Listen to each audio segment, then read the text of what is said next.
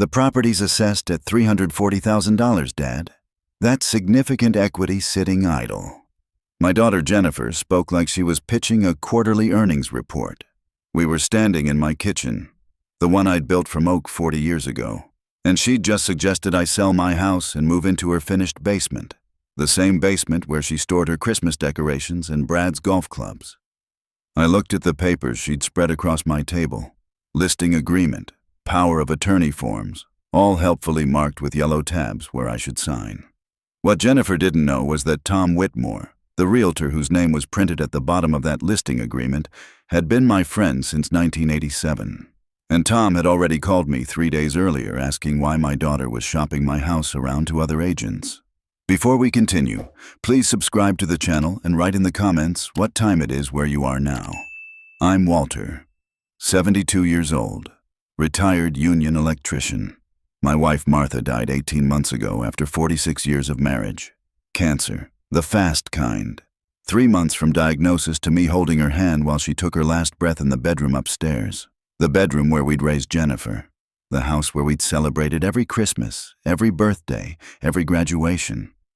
I'd rewired this entire place myself in 1985. Built the deck in 92. Renovated the kitchen in 2003 as a surprise for Martha's 60th birthday. Dad, are you listening? Jennifer's voice had that edge. The one she used in her job as a regional manager for some pharmaceutical company. Brad and I have been discussing this for months. You're 72. This house is too much for you. I picked up the papers, flipped through them slowly. I mowed the lawn yesterday, fixed the leak under the bathroom sink Tuesday, replaced the furnace filter last week. Which part is too much for me? That's not the point. She smoothed her skirt. Professional, detached. You're sitting on a $340,000 asset. That's inefficient. You could sell, move in with us, and invest the proceeds. Generate income. Generate income. I set the papers down. I paid off this mortgage in 1998. My property tax is $200 a year. My utilities run about $180 a month. Where exactly am I going to live cheaper than that? With us. We'd only charge you $800 a month for the basement suite. That includes utilities. It's very reasonable. I did the math in my head. $9,600 a year to live in their basement versus $5,360 a year to stay in my own home. That's almost double what I pay now. But you'd have companionship, family nearby, and we'd handle all the maintenance. What maintenance? I'm an electrician, Jennifer. I've maintained this house for 43 years. She sighed. The sigh that said I was being difficult. The market's strong right now, Dad. We should strike while the iron's hot. I've already had Tom Whitmore look at the Cohen property. He thinks we can list at $349,900. That's when I knew. Tom hadn't looked at the property. Tom had called me after Jennifer contacted him, asked if I knew my daughter was trying to sell my house. I'd told him I'd handle it. When did Tom look at the property? I kept my voice level. Last week. Tuesday, I think. You were at the VFW. I was at the VFW Tuesday. My weekly poker game. Jennifer had a key to the house for emergencies. Apparently, she decided showing my home to realtors qualified as an emergency. And what did Tom say? I asked. That the house is in excellent condition. Original hardwood floors, updated kitchen, new roof in 2019. He said it would sell fast. Did he mention that he'd call me first? Since it's my house? Jennifer's face tightened. Just slightly. I asked him not to bother you yet. I wanted to have all the information before we discussed it. You wanted to have all the information about selling my house without telling me. I'm trying to help you, Dad. Her voice shifted, softer, the voice she probably used with difficult clients. Mom's been gone a year and a half. You're alone in this big house. It has to be hard. Brad and I just want what's best for you. Martha's chair sat empty across from me. The leather worn smooth from years of her reading there. I'd tried sitting in it once, about a month after she died. Lasted maybe 2 minutes before I had to get up. Some mornings I still set out 2 coffee cups instead of 1. What's best for me, I said slowly, is staying in my own home. You're being stubborn.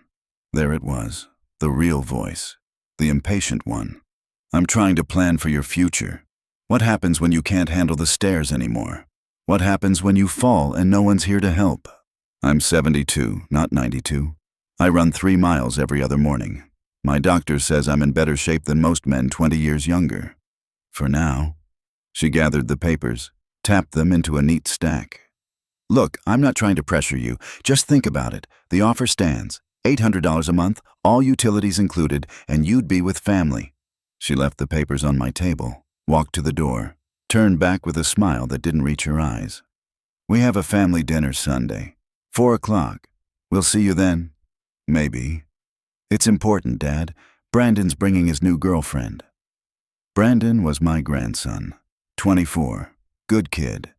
We used to go fishing together before he got busy with his IT job and moved across town. I'll think about it, I said. Jennifer left. I heard her BMW start up. Expensive car, leased probably. Jennifer liked to look successful. I picked up the papers she'd left, read through them carefully. The listing agreement had a line for the seller's signature, blank. The power of attorney forms were more interesting. If I signed those, Jennifer would have legal authority to handle my financial affairs, sell my property, manage my accounts, make decisions on my behalf.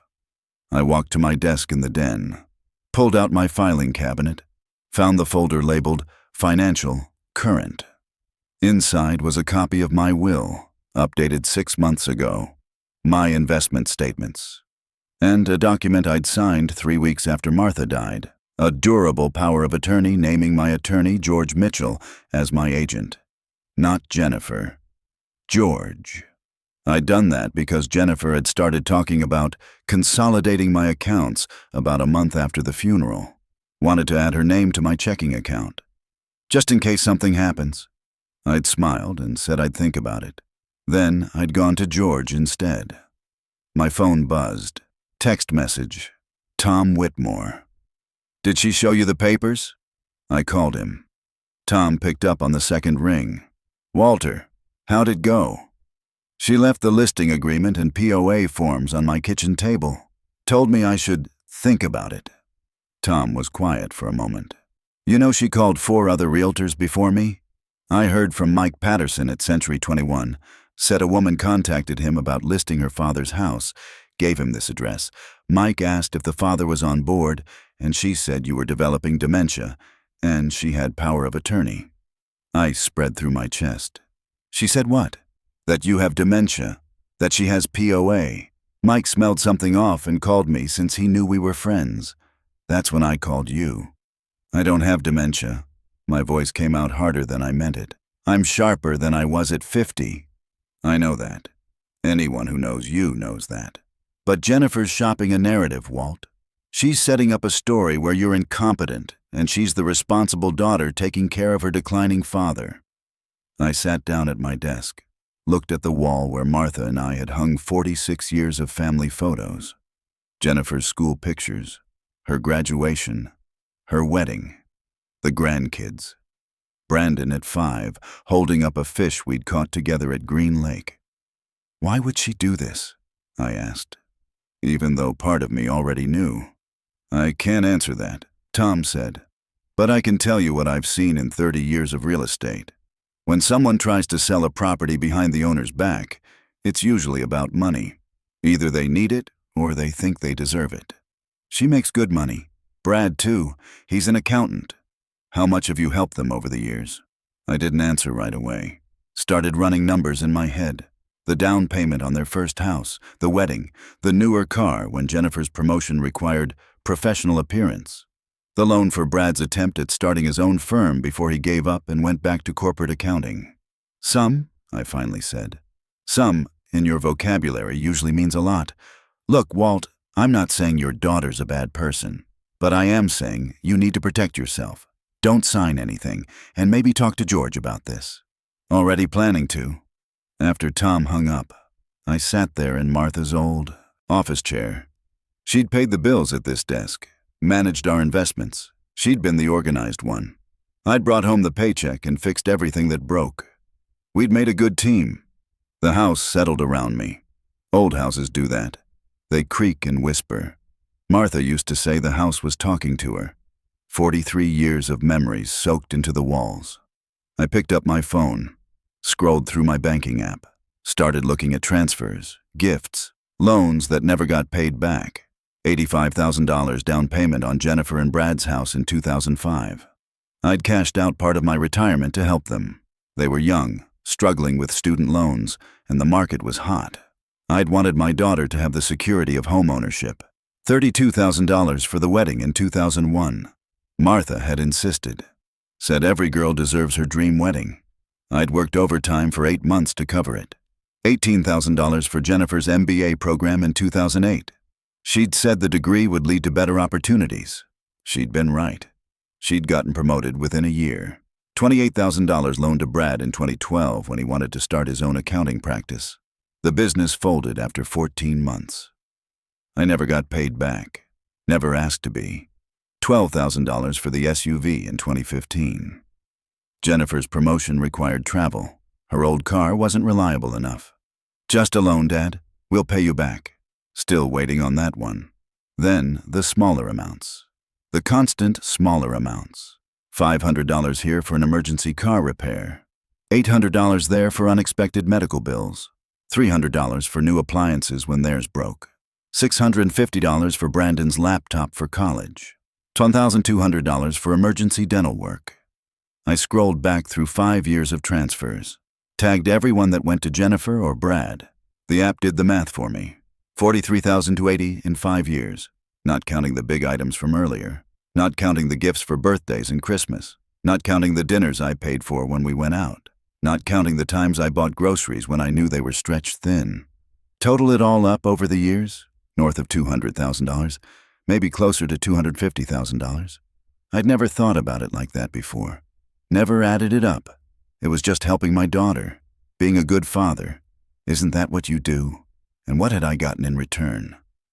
I opened my calendar, looked back through the last year, the year since Martha died. Jennifer had visited 7 times. Mother's Day, Father's Day, my birthday, Thanksgiving, Christmas Eve, Christmas Day, and one random Tuesday in March when she needed me to watch Brandon's dog while he was out of town. 7 visits in 18 months. Average length maybe 2 hours. Except the holidays, which ran longer because other family was there. Phone calls came more often. Every couple of weeks. Usually started the same way. Hi, Dad. How are you doing? 30 seconds of pleasantries. Then, I wanted to ask you something. The asks were always reasonable, small. Could you help with Brandon's car insurance this month? He's between jobs. Our property tax came in higher than expected. Could you spot us $1,500? Brad's mom is sick. We need to fly to Florida. Could you help with the tickets? I'd said yes every time, because that's what fathers do. That's what Martha would have wanted. Except Martha was gone now, and Jennifer was standing in my kitchen treating my house like a line item in a portfolio. The property's assessed at $340,000. That's significant equity sitting idle. Not, Dad, I'm worried about you being alone. Not, Dad, we want to spend more time with you. Significant equity sitting idle. I thought about the basement she wanted me to live in. The finished basement with the low ceilings and small windows, where she stored her Christmas decorations, where Brad kept his golf clubs, $800 a month to live in storage. My jaw tightened. I could feel it in my chest, the way my vision seemed to sharpen and narrow. I picked up my phone, called George Mitchell. His secretary put me through after a 10-second hold. Walter, good to hear from you. How are you holding up? George had handled Martha's estate. Simple process. Everything came to me. But he'd been patient with my grief. Professional, but kind. I need to talk to you about Jennifer, I said. I'm free tomorrow at 10. Can you come to the office? I'll be there. That night I couldn't sleep. Lay in bed staring at the ceiling. The ceiling I'd textured myself in 1981.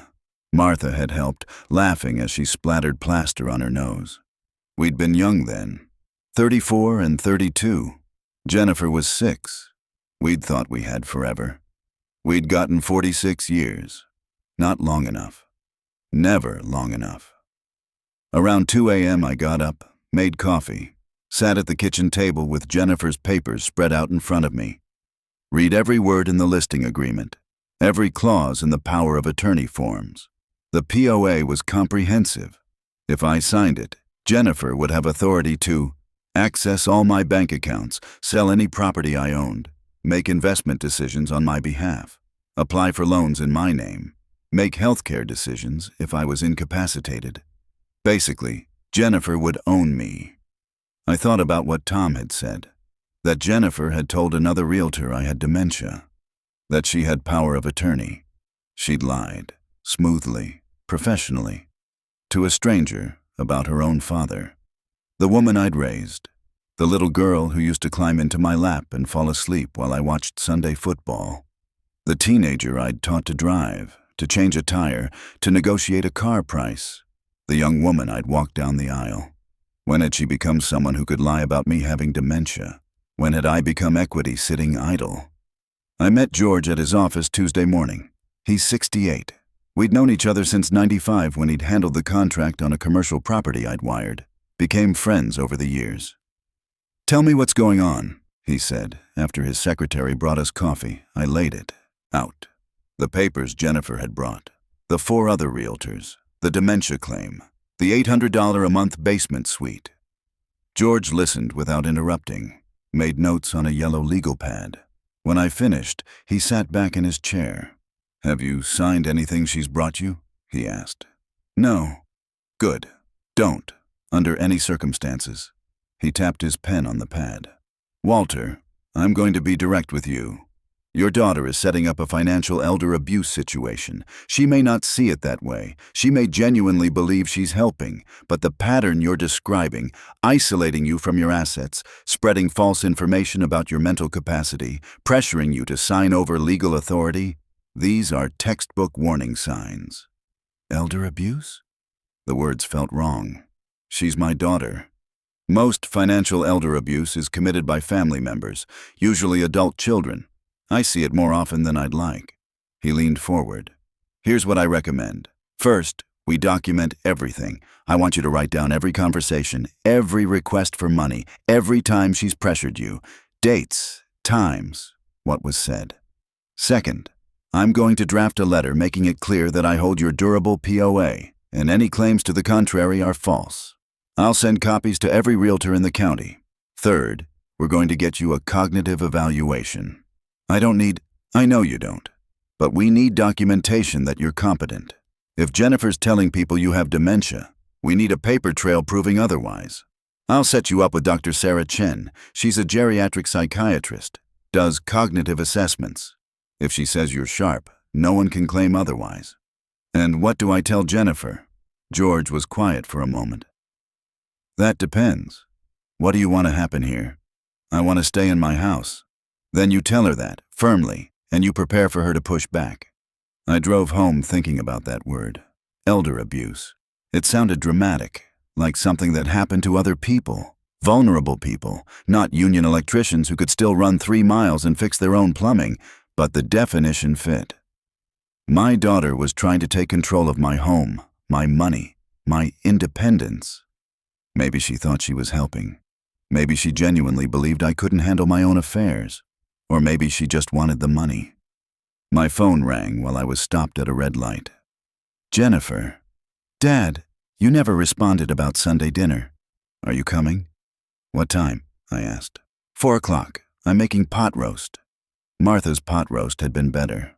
I didn't say that. "I'll be there." "Great. And Dad, have you thought about what we discussed, the house situation?" "I'm thinking about it." "Good. We can talk Sunday. Brad's been running numbers. He thinks we can structure the sale so it's very tax advantageous for you." "I bet he has." "What?" "Nothing. I'll see you Sunday." I hung up before she could respond. Dr. Chen's office called. Thursday. They'd had a cancellation. Could I come in Friday at 2 p.m.? I said yes.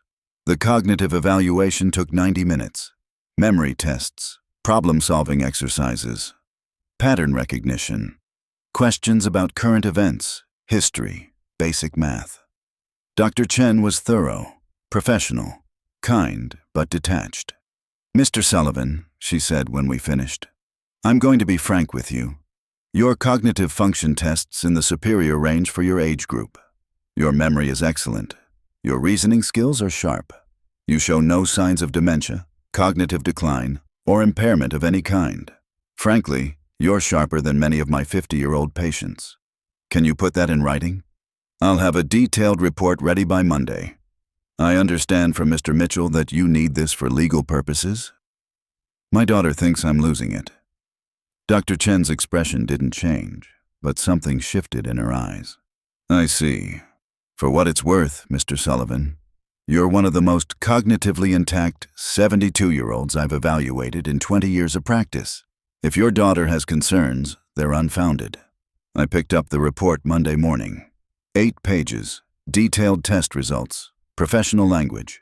The summary was clear. Patient demonstrates no cognitive impairment. Mental status examination reveals superior functioning across all domains. Patient is fully capable of independent living and managing his own affairs. I had George make 6 copies. We sent one to Tom Whitmore with instructions to share it with every realtor in his network. We kept the rest in a safe deposit box I opened at a different bank than Jennifer knew about. Sunday came. I drove to Jennifer's house with the pot roast smell making my stomach growl. I'd skipped lunch. Spent the afternoon reading and rereading Dr. Chen's report. Brandon answered the door. Tall kid. Looked like his grandfather. Grandpa, good to see you. He pulled me into a hug. Real warmth. Whatever else was happening, Brandon still seemed genuine. This is Melissa, he said, gesturing to a young woman with dark hair and a nervous smile. Melissa, this is my grandpa Walt. We shook hands. She had a good grip, looked me in the eye. I liked her immediately. Brandon talks about you all the time, she said. The fishing trips, the camping.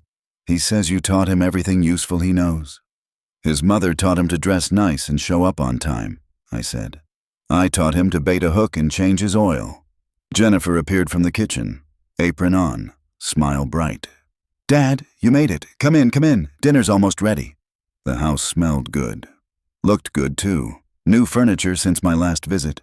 Expensive-looking leather couch. Huge TV mounted on the wall. Kitchen had been renovated since Christmas. Granite countertops. Stainless appliances. Custom cabinets. I thought about the $1,500 she'd asked for last month. Property tax emergency. Apparently, the emergency had been resolved with enough left over for a kitchen remodel. Brad came out of his office. Shook my hand. Walter, good to see you. How's the house treating you? Same as always, I said. Still standing. That's good, that's good. He had that look, the one that said we'd be having a conversation later. Jennifer tells me you're considering some options. Smart thinking. Market's not going to stay hot forever. Dinner, Jennifer called. We sat around their dining table. New table. Cherry wood. Probably cost more than my truck. The pot roast was good. Not as good as Martha's, but good. Brandon and Melissa did most of the talking. He was happy. That was clear. She worked as a physical therapist. They'd met at his gym, planning to move in together next month. That's wonderful, Jennifer said, but I heard the tightness in her voice. Brandon moving in with his girlfriend meant Brandon getting serious. Maybe marriage down the line, maybe grandchildren, maybe asking his girlfriend's opinion on family matters. After dinner, Jennifer brought out pie. Store-bought. Martha had made her pies from scratch. Apple was her specialty. So, Dad, Jennifer said as she cut slices, have you given more thought to our discussion? Brandon looked up. What discussion? Grandpa's considering selling the house, Brad said. Moving in with us. We're setting up a nice suite in the basement for him. Brandon's fork stopped halfway to his mouth. You're selling Grandma and Grandpa's house? It's just Grandpa's house now, Jennifer said, and I heard the edge under the patience. And it's too much for him to handle alone. We're trying to help him transition to a more manageable living situation. The house is fine, I said quietly. I'm fine. Dad, we've been over this. You're 72. You shouldn't be climbing ladders to clean gutters or shoveling snow.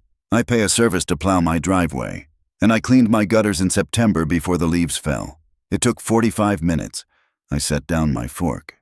Jennifer, I appreciate your concern, but I'm not selling my house, and I'm not moving into your basement. Silence around the table. Brad's face went carefully neutral. Brandon looked relieved. Melissa stared at her pie. Dad, Jennifer's voice had ice under the surface now. You're not thinking clearly about this. Brad's run the numbers. You're sitting on over $300,000 in equity. That's retirement security you're wasting by staying in an oversized house you don't need. I need my home, I said. The one I built with your mother. The one we raised you in. Mom's gone! Jennifer's voice cracked. For just a second, real emotion broke through. She's gone, Dad, and you're alone in that house with her ghost. It's not healthy. You need to move forward. Don't tell me what I need. My voice came out harder than I meant. I'm your father, not your client, and my house is not for sale. You're being stubborn and stupid. There it was. The real Jennifer. The one who appeared when she didn't get her way. I'm trying to help you plan for your future. What happens when you break a hip, when you can't drive, when you need someone to take care of you? Then I'll hire someone, or I'll move to assisted living. My choice, my decision, not yours. Your choice? Jennifer laughed. Sharp. Your choice is to sit in that house bleeding money until you die? That's your plan? If I want to die in my own house, yes, that's my plan. What about me? Her voice went up. What about what I want? I'm your daughter. I'm the one who'll have to deal with everything when you can't anymore. Don't I get a say? And there it was. The truth underneath everything. A say in what? I asked quietly. In my life? In my property? In the practical realities of your future? Someone has to be realistic here. Realistic. I stood up. You want to be realistic? Let's be realistic. You've visited me 7 times in 18 months since your mother died. You call every couple weeks, usually to ask for money. I've given you over $200,000 over the years. Down payments, weddings, loans, emergencies. I've never asked for a penny back. But now you want my house too. Jennifer's face went white, then red. How dare you? I've been trying to help you by calling realtors behind my back, by telling Mike Patterson I have dementia and you have power of attorney. Both lies, by the way. Brad went very still. Brandon's eyes widened. I never, Jennifer started. Mike called Tom. Tom called me.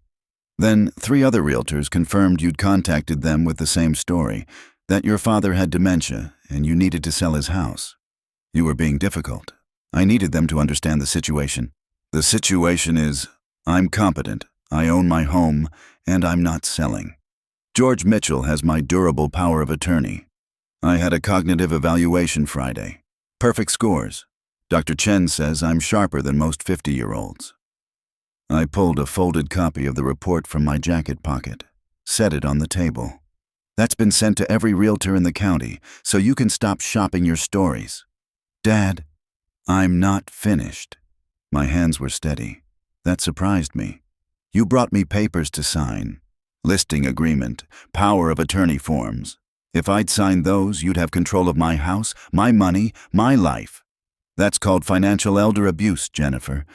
George explained it to me very clearly. I would never... Her voice was shaking now. You already did. You lied about my mental capacity. You tried to sell my house without my knowledge. You pressured me to sign over legal authority. Those are the facts. I'm your daughter. She was crying now. Real tears. Or good fake ones. I'm trying to take care of you. Mom would want... Don't! My voice came out like a hammer. Don't you dare tell me what your mother would want. Martha would want me happy and independent and living in the house we built together. She sure as hell wouldn't want me in a basement storage room for $800 a month. I picked up my jacket, looked at Brandon. Sorry, son. Melissa, it was nice meeting you. I hope I see you both again soon. Grandpa. Brandon stood up. I didn't know about any of this. I know you didn't. I put my hand on his shoulder. You're a good kid. Stay that way. I walked to the door. Jennifer followed me. Dad, please, can we just talk about this rationally? I turned to look at her. My daughter. The little girl I'd taught to ride a bike. The teenager who'd cried on my shoulder after her first breakup. The woman I'd walked down the aisle. When had she become this person? There's nothing more to talk about, I said. I'm staying in my house. My finances are my business. And if you ever forge my name on anything or tell anyone I'm incompetent again, I'll file a police report for fraud. Are we clear? Her face went hard. You'll regret this. Maybe, but it'll be my regret. My choice, not yours. I drove home in darkness. My hands didn't shake until I pulled into my driveway. Then they trembled so hard I had trouble getting the key in the lock. Inside, the house was quiet, empty. Martha's chair sat in its usual spot, her reading light beside it, the clock ticking on the wall, same clock that had been there for 32 years. I sat at the kitchen table, the oak one I'd built, put my head in my hands. Had I just destroyed my relationship with my daughter? Over a house? No, not over a house. Over lies and manipulation and being treated like a problem to be managed instead of a person to be loved. My phone buzzed. Text from Brandon. Grandpa, I'm sorry. I had no idea Mom was doing this. For what it's worth, I think you're right. Love you. I texted back. Love you too, son. Another text came in. Jennifer, you're making a huge mistake. Don't come crying to me when you can't take care of yourself anymore. I didn't respond. The next few weeks were quiet. Too quiet. No calls from Jennifer. No texts except one from Brad asking about some insurance paperwork he claimed to need. I told him to contact my insurance agent directly. I worked on the house, replaced the weather stripping on the back door, repainted the guest bedroom, cleaned out the garage. Staying busy helped. George called mid-November. How are you holding up? Fine. Any more contact from Jennifer? One text from Brad asking about insurance. Nothing else. That concerns me, George said. In my experience, when someone backs off this quickly after being confronted, they're regrouping, not giving up. What should I do? Stay alert. Don't sign anything. Keep documenting any contact. And, Walter, consider changing your locks. Does Jennifer still have a key? She did, for emergencies. I'd given it to her after Martha died, in case something happened and someone needed to get in. I'll change them today, I said. I called a locksmith. Had new deadbolts installed by 3 p.m. Top quality. The locksmith, Ray, was maybe 60. Looked at my old locks and whistled. These were original to the house? 43 years old, I said. Still worked fine. Old locks are easier to bypass than new ones. These new ones I'm putting in? Pick-resistant, bump-proof. Someone wants in, they'll have to break a window. I had him do the back door and garage, too. $480 total. Worth every penny for peace of mind. Thanksgiving came. I spent it alone. Brandon called, asked if I wanted to come to his place. I told him I was fine. Didn't want to put him in the middle of things with his mother. He understood. I made a turkey sandwich and watched football. Thought about all the Thanksgivings with Martha. Jennifer and Brad. Brandon. The noise and chaos and laughter. The house was very quiet. Black Friday morning, my phone rang at 6 a.m. Tom Whitmore. Walt, sorry to call early. You need to know something. Jennifer contacted me last night. Asked me to come do a formal appraisal on your property. Said you'd changed your mind about selling. I was wide awake now. What did you tell her? That I'd need to speak with you directly first. She got irritated. Said you were being difficult and she had power of attorney to handle the sale. I told her that was funny since I had a letter from George Mitchell saying otherwise. She hung up on me. Thank you for calling. There's more. She asked if I knew any other realtors who might be more flexible about client communication. I told her every realtor in the county had your cognitive evaluation and George's letter. But Walt, she's not giving up. She's looking for someone who'll work around you. After I hung up, I sat in the dark kitchen. The coffee maker started its automatic brew cycle. 6:15 a.m. Martha had set it to that time years ago. I'd never changed it. Jennifer was still trying to sell my house, even after being caught, even after being confronted. She was looking for a realtor who'd help her do it behind my back. My daughter, my only child. I called George, got his voicemail, left a message. He called back at 8:30. "I'm filing for a restraining order," he said after I told him about Tom's call. "Not criminal, civil. It'll prohibit Jennifer from making any claims about your property or mental state. It's documentation. A paper trail showing her pattern of behavior. Will that make things worse? Between you and her? Maybe. But Walter, she's escalating. She's not accepting your boundaries. We need legal documentation of that." The restraining order hearing was set for December 10th. Jennifer was served with papers December 2nd. She called me from a number I didn't recognize. I almost didn't answer. "You filed a restraining order against me?" Her voice was shaking. "Against your own daughter? You lied to realtors about me having dementia. You tried to sell my house without my knowledge. After being confronted, you kept trying. What did you expect me to do?" "I expected you to act like my father, to trust that I have your best interests at heart." "Your best interests," I said quietly. "Not mine. Yours. That's not fair.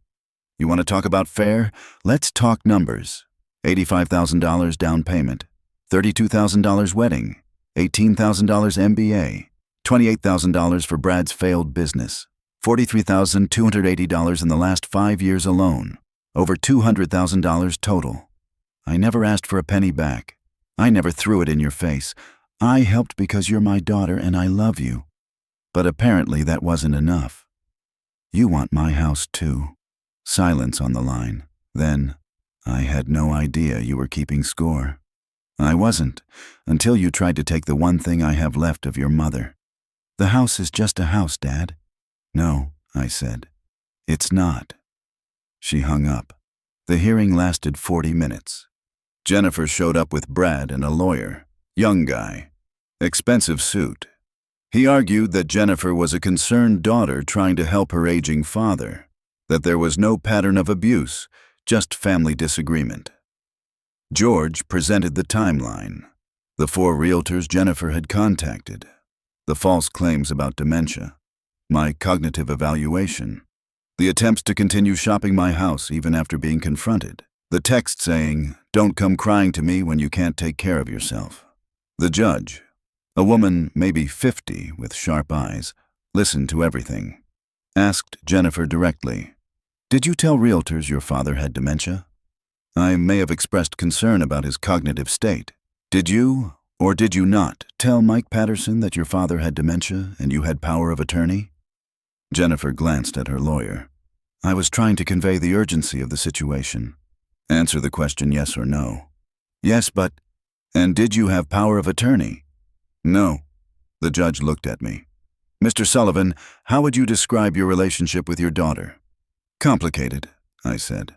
"I love her, I always will, but I can't trust her, and I need her to stop trying to sell my house." The judge granted the restraining order. Temporary.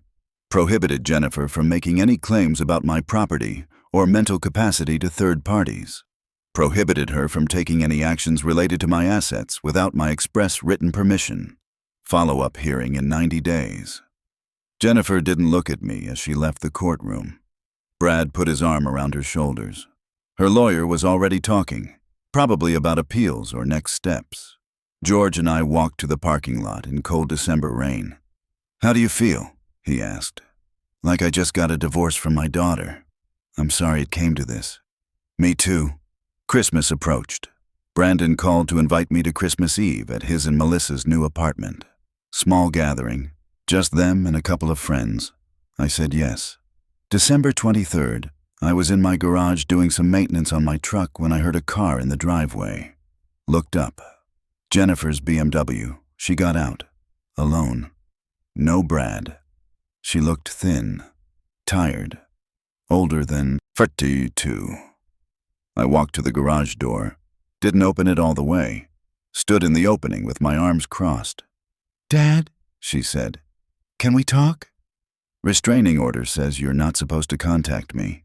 "I know. I'm violating it. I don't care." She took a step closer. "Please, 5 minutes." I looked at her. My daughter. I'd taught her to drive in this driveway. She'd scraped the garage door backing out her first time. We'd laughed about it. 5 minutes, I said. She didn't ask to come inside. Stood there in the cold. No coat, just a sweater. I'm sorry, she said. For all of it. For lying to the realtors. For pushing about the house. For... She stopped. Started again.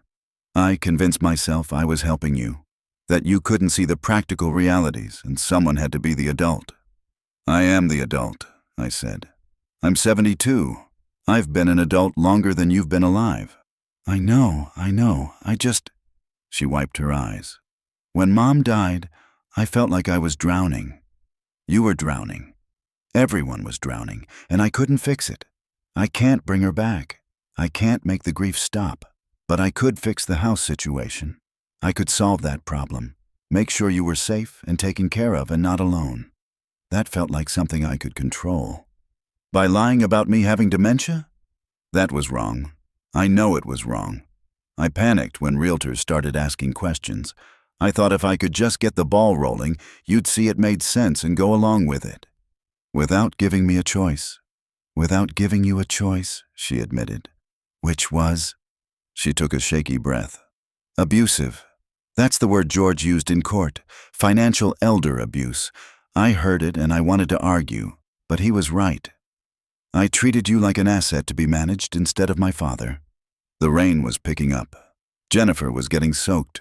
I almost invited her in. Almost. Why did you really want me to sell? I asked. She was quiet for a long moment. The truth? The truth. Brad's firm is struggling. We're okay. We're not going to lose the house or anything. But we overextended ourselves. The kitchen remodel, the new furniture, Brandon's college loans we co-signed. We're stretched thin.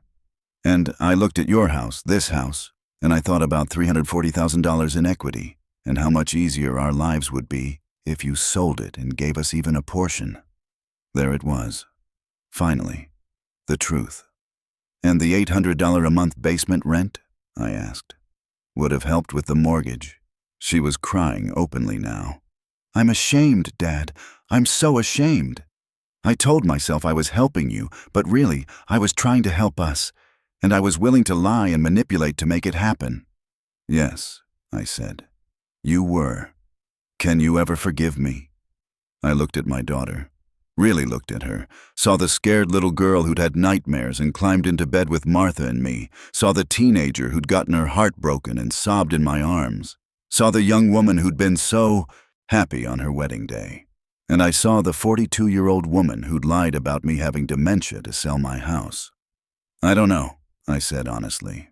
Not today. Maybe someday, but not today. She nodded. That's fair. More than fair. She turned to go. Stopped. I dropped the lawyer. I'm not fighting the restraining order. I'm not going to appeal or try to work around it.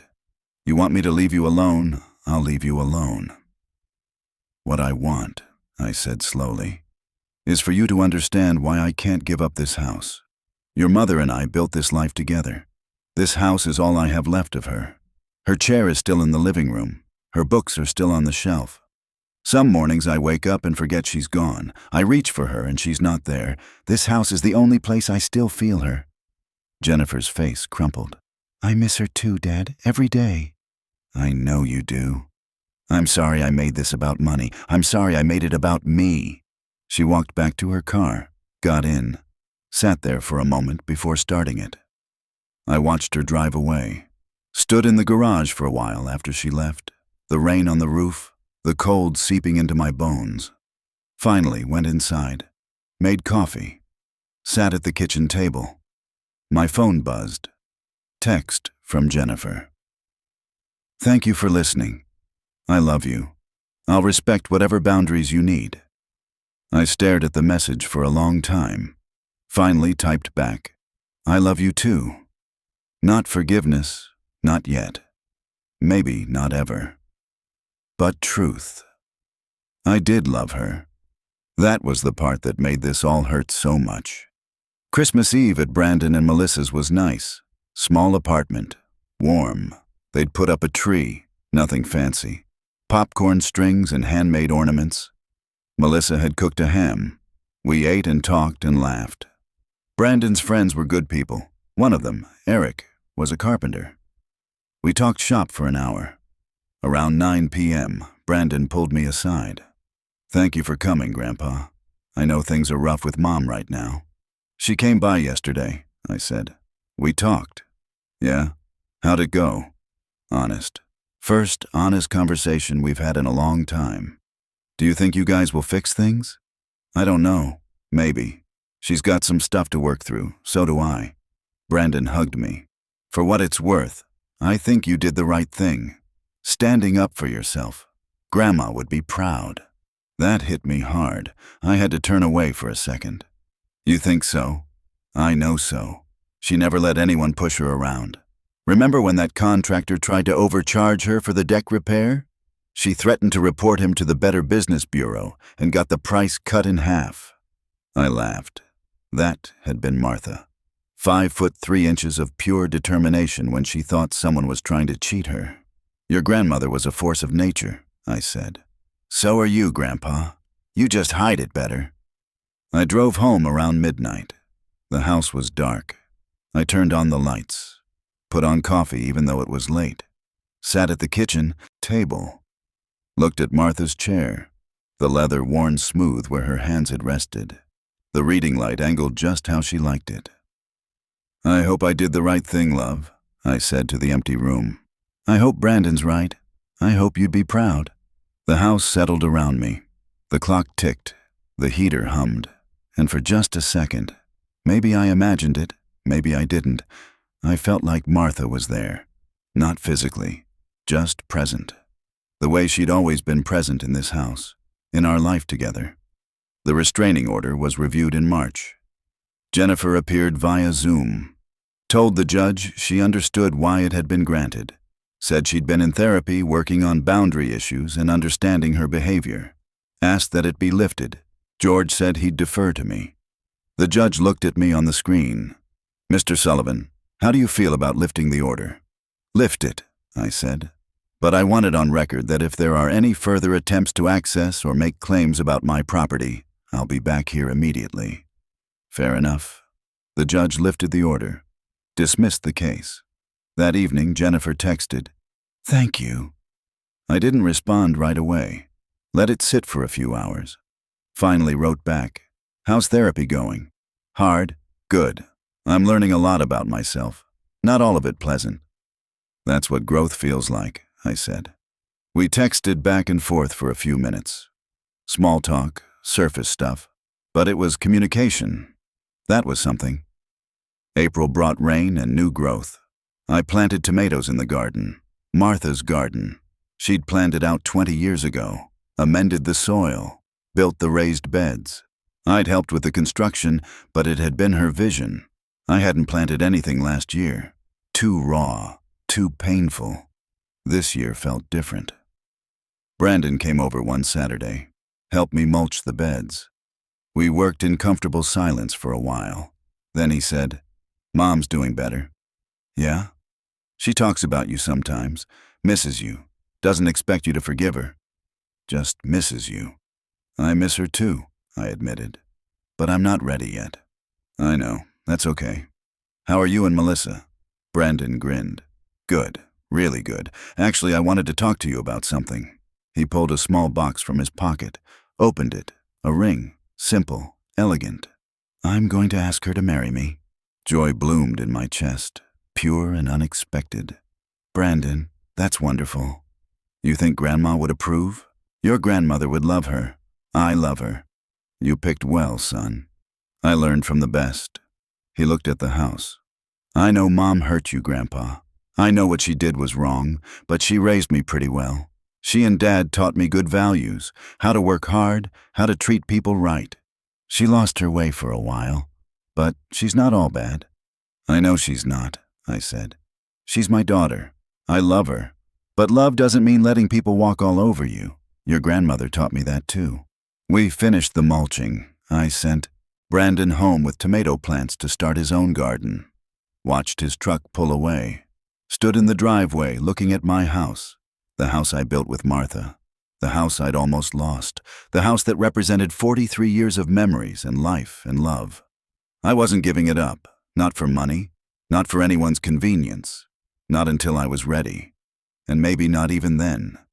Maybe I'd die here like I'd planned. Like Martha had. In the bedroom upstairs. In the house we built together. That would be okay. That would be just fine. My phone buzzed. Unknown number. I almost didn't answer. Mr. Sullivan? This is Carol Henderson. I'm a realtor with Bradley and Associates. I hope I'm not calling at a bad time. Ice ran through me. What can I do for you, Ms. Henderson? I had a potential buyer come to me asking about properties in your neighborhood. She mentioned your address specifically, said she'd heard it might be coming on the market soon.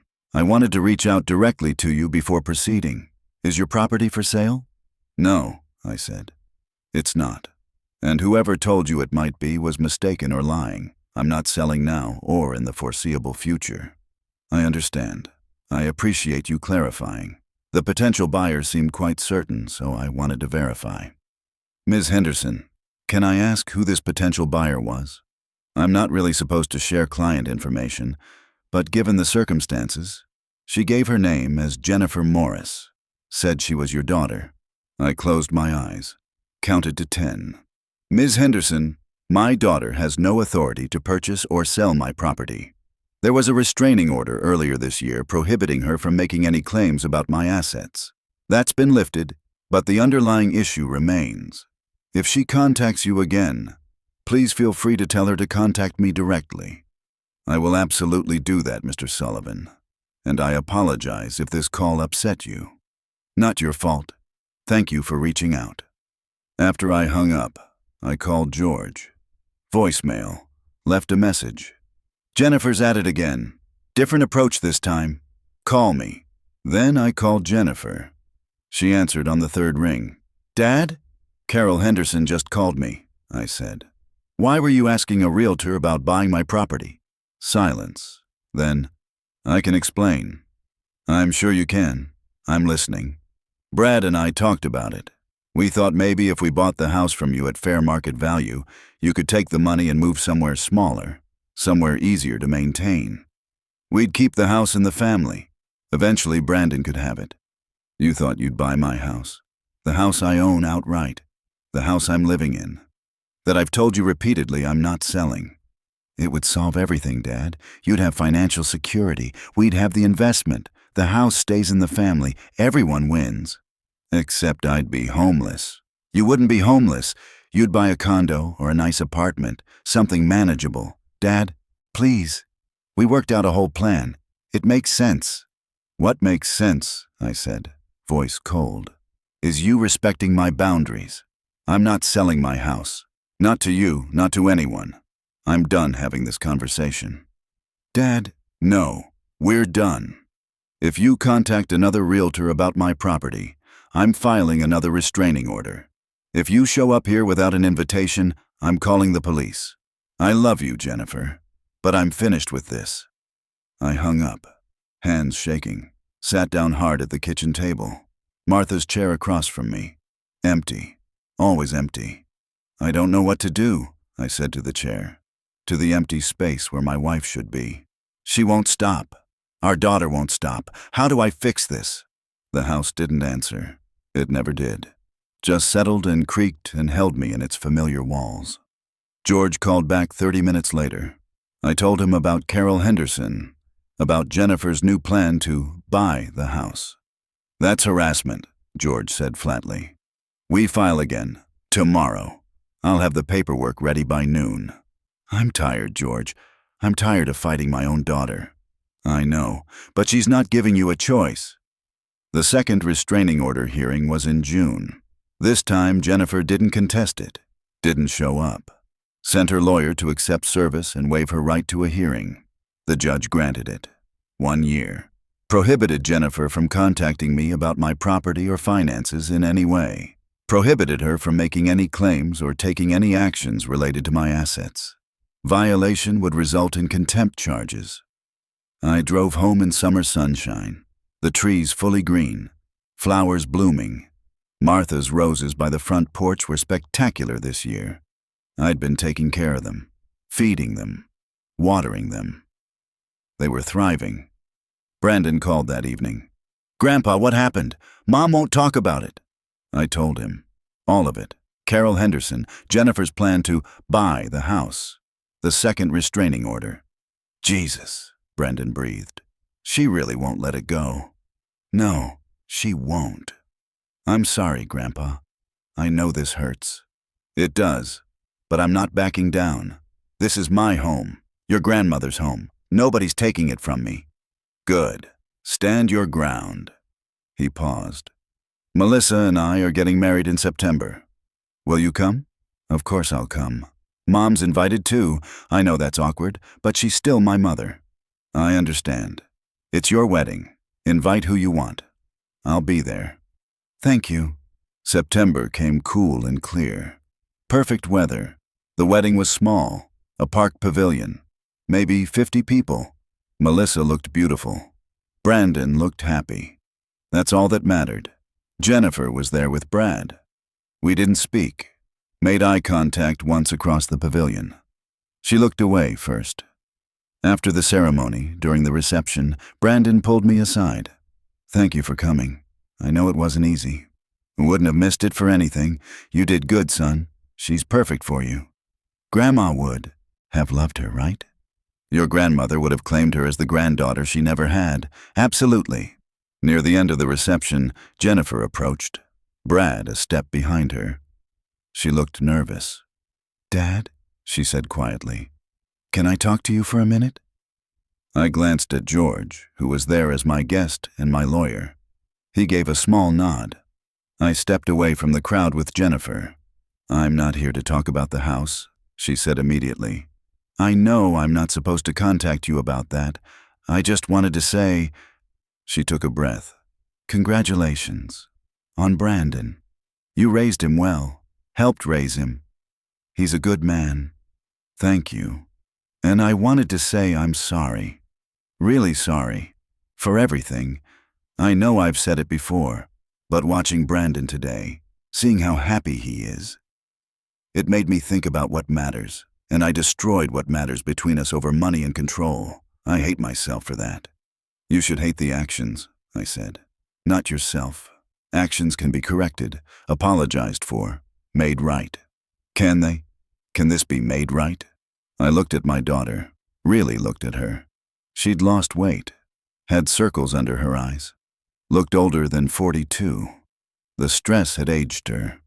I don't know, I said honestly. Maybe someday, but not today. Today, I'm happy for your son, for my grandson. Let's focus on that. She nodded. Okay, that's fair. She walked back to Brad. They left soon after. I stayed until the end, helped clean up, hugged Brandon and Melissa goodbye. Thank you for everything, Grandpa, Brandon said. For being here, for being you, for teaching me what integrity looks like. That stayed with me on the drive home, teaching him what integrity looks like. Had I done that? Or had I just been stubborn? No. I'd been right. I'd stood my ground, protected what was mine, refused to be manipulated. That was integrity. I pulled into my driveway, looked at my house, the porch light on, the roses blooming, the oak tree in the front yard that I'd planted when Jennifer was born.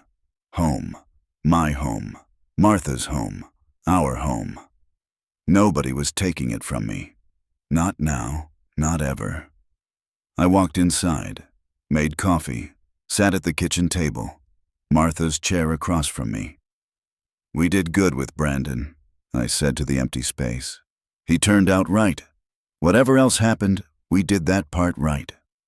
The house settled around me. Familiar, safe, mine. And I knew, with absolute certainty, that I'd made the right choice. Every step of the way. This was my home. This was where I belonged. And this was where I'd stay. For as long as I had left. If you like this story, please like it, subscribe to the channel, and share your impressions in the comments. To listen to more stories, click on the window on the right. Thank you for being with us.